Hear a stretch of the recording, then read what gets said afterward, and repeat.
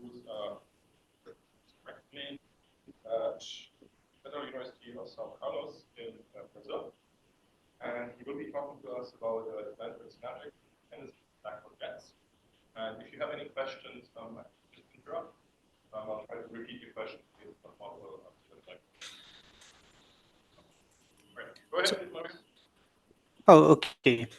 So thank you, guys. Well, I'm an undergraduate student here from Brazil. I'm finishing my undergraduate studies, and I'm going to talk for you uh, about a little bit the rotating black holes and mechanism to extract rotational energy from the core of the astrophysical region, right? So, well, first of all, a little bit of me, how I found you guys, how I found Einstein Toolkit. So, I published a paper about actually your wormholes, shadows of wormholes, in 2022, and one of the authors of the paper was a visiting scholar in Rochester Institute. And well, then I searched the site of Rochester Institute in the Center of Computational Relativity and Gravitation, and I see the tag products, and I find you guys here, the Einstein Toolkit. So, just a quick comment about this paper. Well, we were studying actually the photon ring of a charged black hole. So me and Daniela, we did the analytical calculations, and then Joaquin, this third author, used a code called Skylight, and he plotted the photon ring, and he put a star beyond the mouth of the wormhole in the other patch of the manifold, right? So in the other connected region, and he put a star, a model of a simple star, and we saw a sort of Einstein ring, right?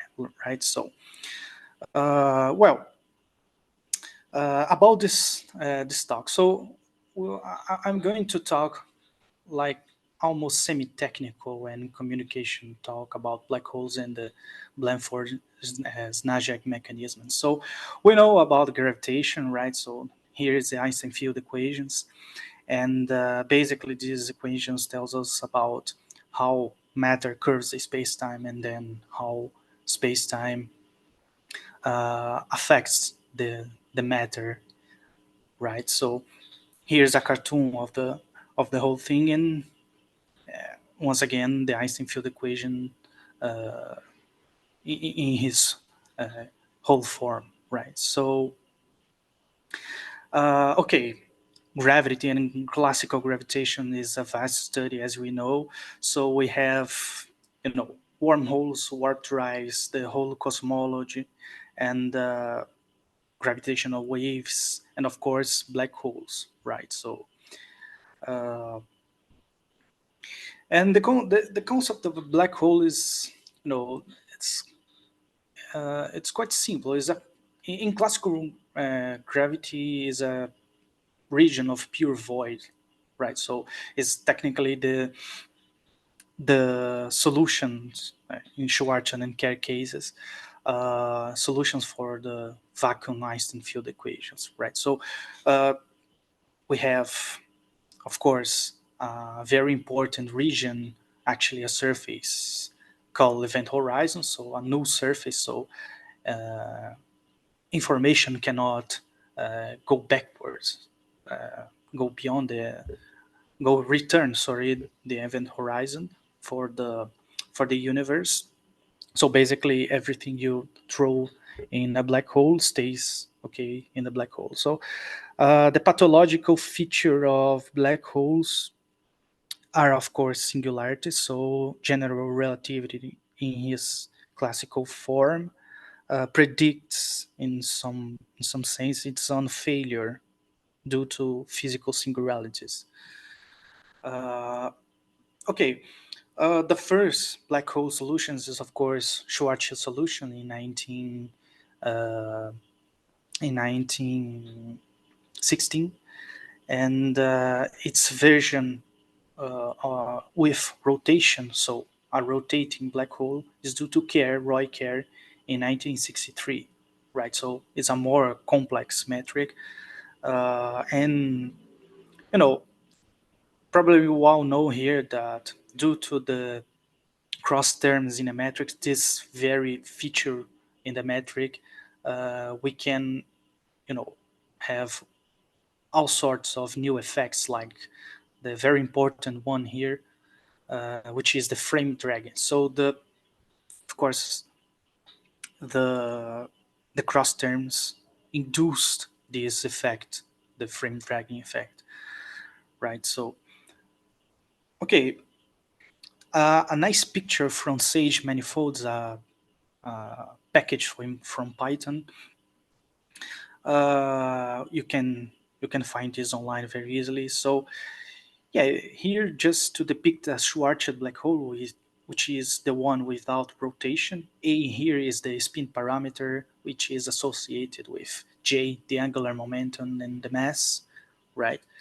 So in a very rapid uh, Kerr black hole, we have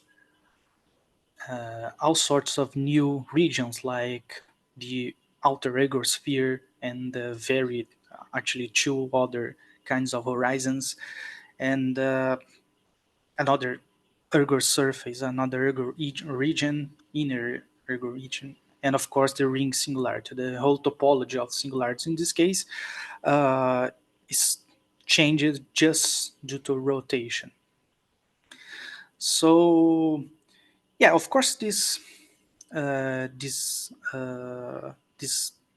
mathematics here of Kerr black holes uh, is not actually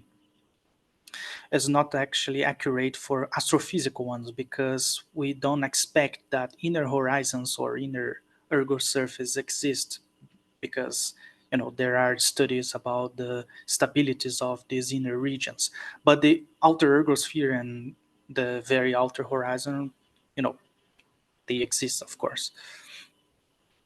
Another picture here about more technically about how to define mathematically these surfaces here, right?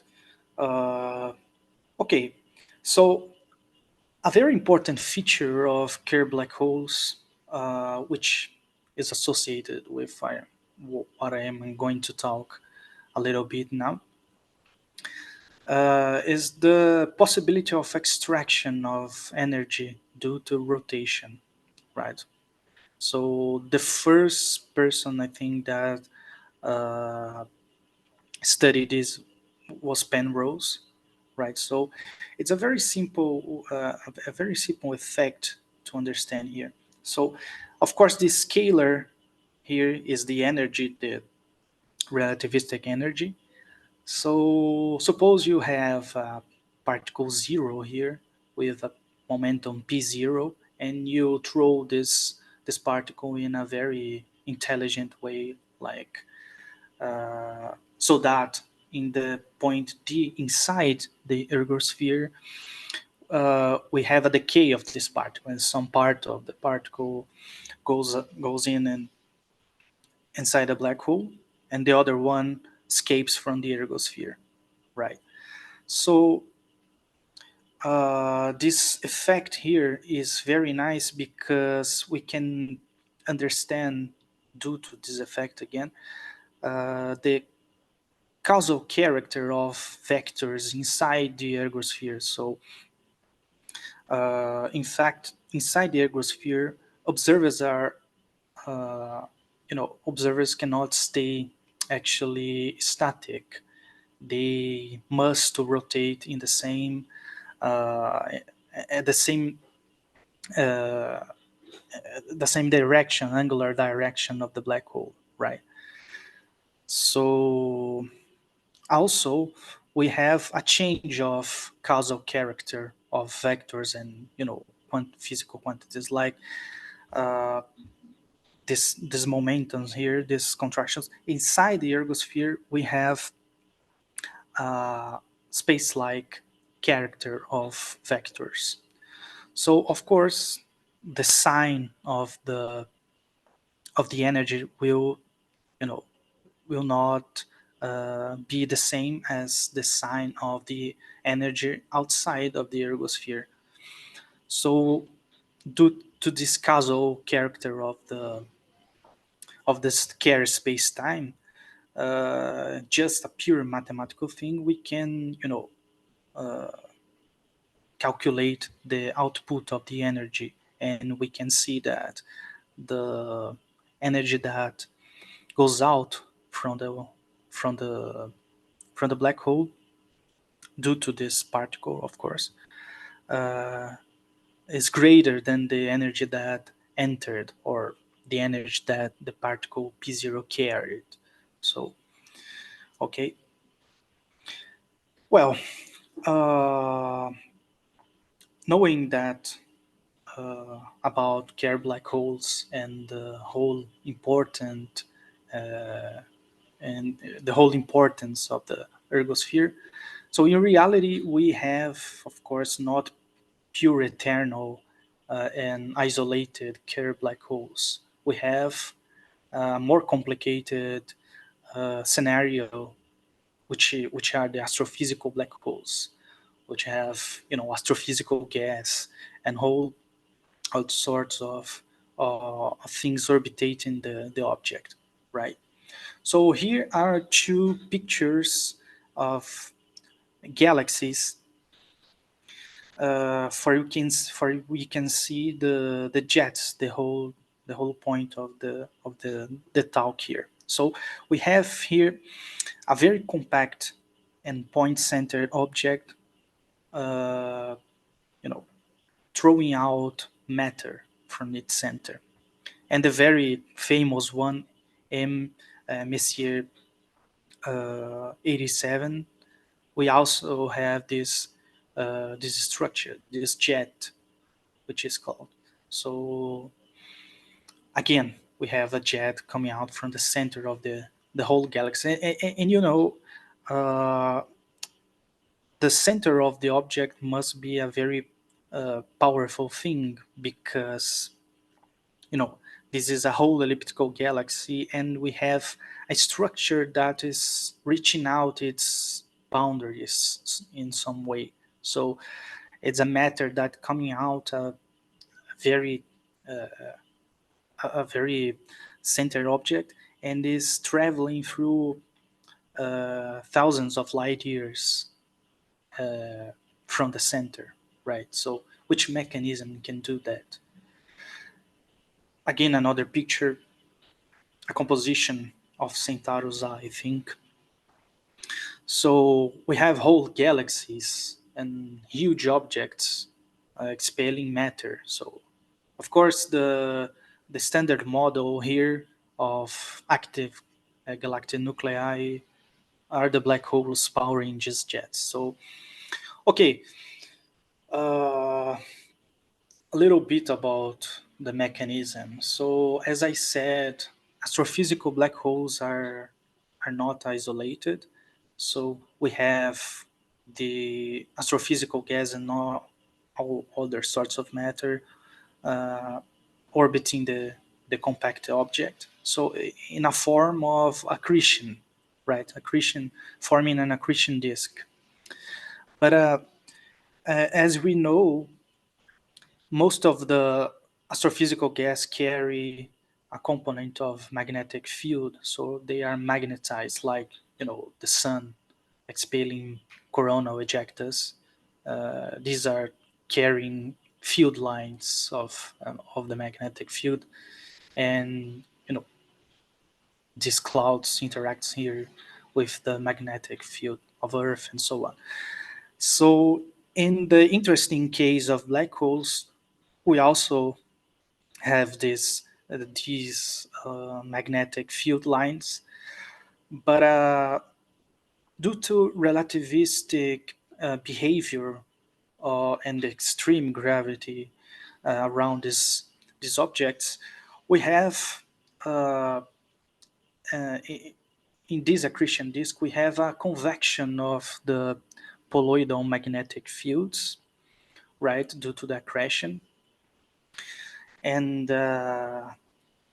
yeah, here we can see a cartoon of the what is happening with the magnetic field lines carried by accretion, right? So it's very interesting because we have this poloidal magnetic field lines components here coming from, the outer accretion disk regions. And as soon as these field lines reach the magnetosphere, which is more or less bounded by the ergosphere, uh, these field lines are, of course, they they they are they experience a torsion of the they experience a torsion, right, due to the rotation, extreme rotation of the object. So this rotation creates another sort of configuration of the magnetic field, which are the the toroidal magnetic field lines. So, and yeah, it's very interesting because in this other cartoon here, we have again the depiction of the magnetic field lines uh, coming in the encountering the black hole. And then, as I said, we have, due to the rotation of the black hole inducing a twisting of the magnetic field lines, we have an appearance of toroidal magnetic field lines. Also, of course, we have poloidal electric fields, induced electric fields. So, uh, yeah, the Pointing flux, and this is the main information here. Here, of course, we have the poloidal electric field and toroidal components. As we can see, I put this just to comment that the electric field, the toroidal electric field, is zero here in this region. So, in a very simple way, we can calculate the Pointing flux between the poloidal electric field and toroidal magnetic field. And we can see that, we have a flux coming out from the black hole, right? Due to this magnetic and electric field configuration. Of course, this is a excerpt of Blandford paper. So we, as external observers, we see a strong flux, right, so of energy coming out due to this mechanism that I comment here now, right? So I'm gonna pass this a little bit, and the very form as first calculated in the paper, which is the theoretical prediction of the effect, which is the the pointing the the value of the pointing flux here. Well, we have, of course, the vector field here, the vector potential, right? So, and we have here the rotation of the event horizon and the rotation omega, the little omega of the magnetic field lines, the toroidal, the twist. This quantity says to you that very close to the black hole, the poloidal magnetic field have angular component here, angular velocity component, right?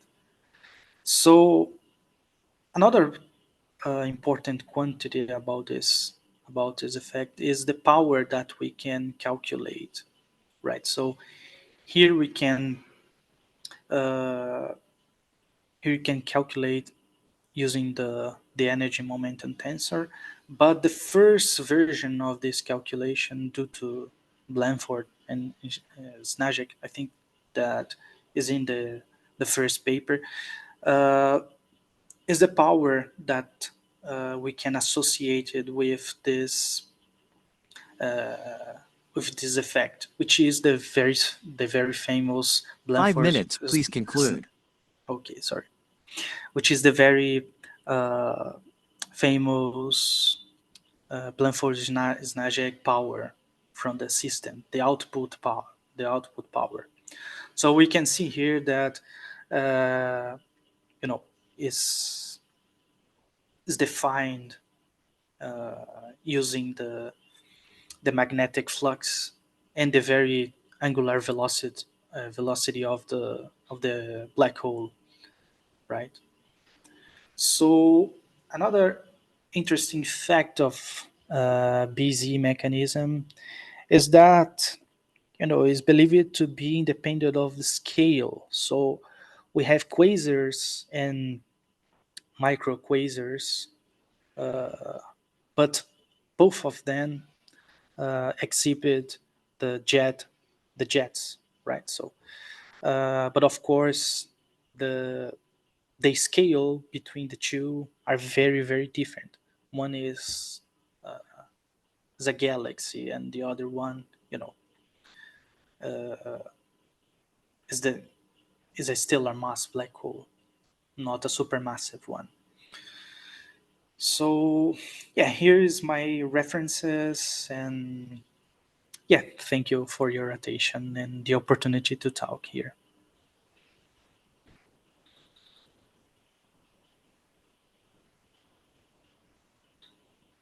Quick presentation. You actually have quite a bit of time.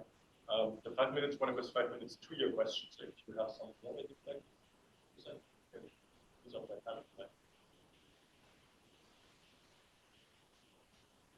What about you?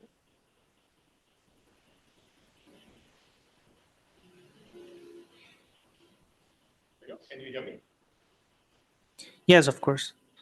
I was saying you actually have a little bit more time. The 5 minutes only was 5 minutes before to your question. So you have about 7 minutes or so left. Oh, do we have questions? I am not hearing well. Let's see. Are there any questions in the room, actually? Any questions online?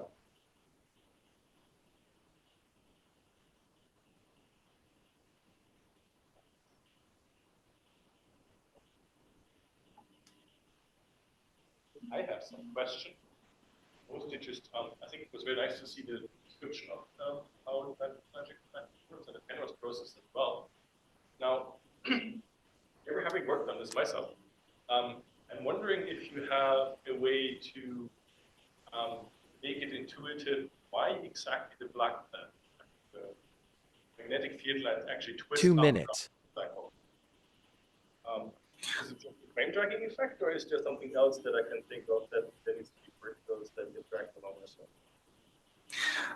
Well, I'm sorry, I didn't hear well the question, but I think that you said about the main effect that twists the magnetic field lines. Am I right? Please. Yes.